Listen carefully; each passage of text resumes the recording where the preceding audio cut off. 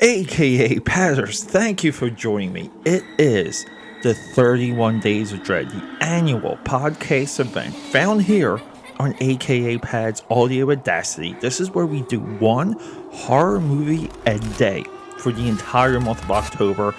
Day 3, it's Henry, Portrait of a Serial Killer. Alright everyone, before we get into something spooky, let me tell you something. Trial by Fire. It's my comic book available right now on Indiegogo. Link in the description. And I will see you on the printed page. Everyone, thank you for joining me. I am Peter A. DeLuca, aka Pad. This is your host. I'm your boy. I'm your pop culture pope. I call myself the sketchbook champ because if you follow me on Instagram, you know that my sketchbooks, they're lit. I love doing them. And no one can beat the sketchbook champ. Anyway, okay, I'm not in the mood to boast for myself because, everyone, it's Halloween's coming, and we have to talk about serial killers. And we're in the 2-episode block where we're diving into what I believe the absolute 2 best serial killer movies of all time. They take the subject matter seriously, and I don't believe that either of these portrayals, these imaginations, like, these projections, we'll call them, are, like they're not comic book, they're not slasher, but they're real. And they go into the psyche in a few different ways. Now, previously, we did The House That Jack Built, and I was very clear with the psychology for that movie. It's the actual decision-making process of a serial killer. Henry, if you want to see how a environment can mold and create, a murderer that doesn't have any empathy, that is somehow satisfied and triggered through powering himself over women. This is the movie. Now, this movie was made in 1986. It took about 3 years to really kind of get steam, and this is somewhat of a relic. This is the old way independent movies would work. They would take years to go through the ranks. Now, if you're not instant success, you're out. But within Henry, Portrait of a Serial Killer. Now, look, this is Michael Rooker. We talked about him in Days of Thunder during the Road to 300 a couple episodes ago. Okay. Michael Rooker, who is still in the game, okay, he's Yondu in Guardians of the Galaxy. His portrayal of Henry, with the direction of John McNaughton. Now, John McNaughton, too, is a legit director. Sex, Drugs, and Rock and Roll. Great, adaptation of a one-man show. We have Mad Dog and Glory. He's done a third Wild Things. Awesome movie. Wild Things spun off into 3-4 VOD sequels. Mad Dog and Glory too is one of them. It's a hugely underrated movie. But look, we're talking about Michael Rooker, and we're talking about how he lays this guy out. And he's laying out an Oscar-worthy performance through the direction of John McNaughton. And what do I mean by that? Well, it's exactly what I said in the intro. We're dealing with this seriously.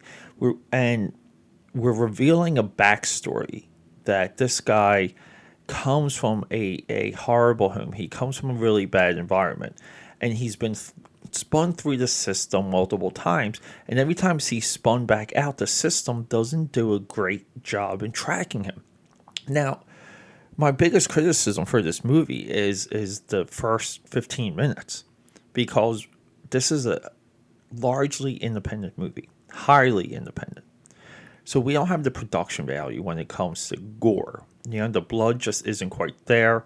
This is probably like a processing issue, meaning, like you're there on set, you got someone to do the blood, you got someone to make this girl look like she's been murdered, but then we have to shoot it, we have to light it, then we have to process the film, and this is weeks. It's sometimes it's even months with these independent movies, and the way you process the film, with the chemicals used, it's pretty much different every time. And you don't really know the effects of how blood could get picked up and processed. Which is why blood in independent movies varies so much. And the blood just doesn't quite sing. Now, if this was a bigger production, they would have went through like a discovery phase to figure out the best process. They're probably, with a higher budget, you would have been able to hire people with more institutional knowledge of said film production type, and they would just come in with the answers. So the first 15 minutes we have, we're laying it out. We're laying out that Henry is bouncing around murdering whoever the heck he wants, and no one's stopping him. And then the movie slows down. And if you can get past, like I said, the hokiness of the gore in the first 15 minutes, we're dealing with a slow build. We're dealing with this almost like a rising tide. Okay, we know Henry potentially might murder everyone he's with, all his roommates. We don't really know, but we know it's going to happen. So the entire movie, there's like this anticipation of, who's going to live and who's going to die with the people around him. But we also see that Henry has he kind of has a good side. He's normal at times. And because of that, a woman falls in love with him. And she herself comes from a broken home, a broken history. Of course she would fall in love with him. They're both broken characters.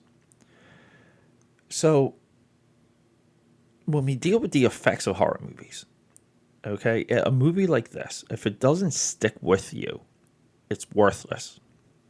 Because it's serious. I know this is a weird criteria, but hey, if Midsommar, last year's number one movie, like a day one movie, I'll say,